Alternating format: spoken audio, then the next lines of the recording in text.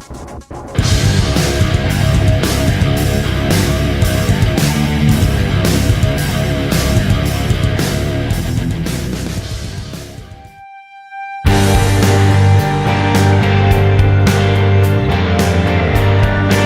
TT RS Coupé long-term review from £50,615. The Audi TT RS has the looks of a vociferous engine and the supercarbating performance, but is it too uncompromising to use as a daily driver?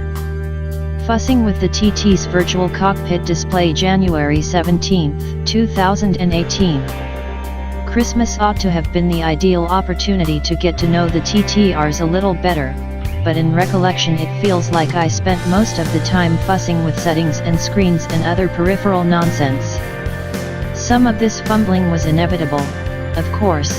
Like any other expensive German car, the RS is only slightly less adjustable than a Tempur mattress. Long gone are the days when getting the seat and steering wheel in the right place was the bulk of the job.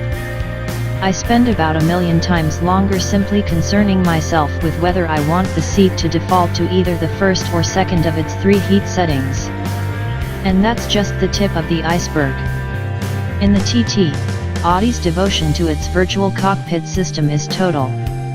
The decision to sacrifice the additional pop-up screen on the center stack, as you'd find in the current RS3, is mostly about accommodating the swoopy dashboard and its trademark vents.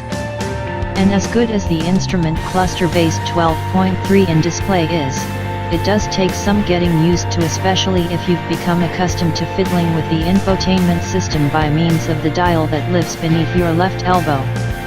I suspect the omnipresence of such controllers is the reason why Ingolstadt has retained one, because it is almost redundant on the TT, the steering wheel mounted buttons offering all the functionality you really need.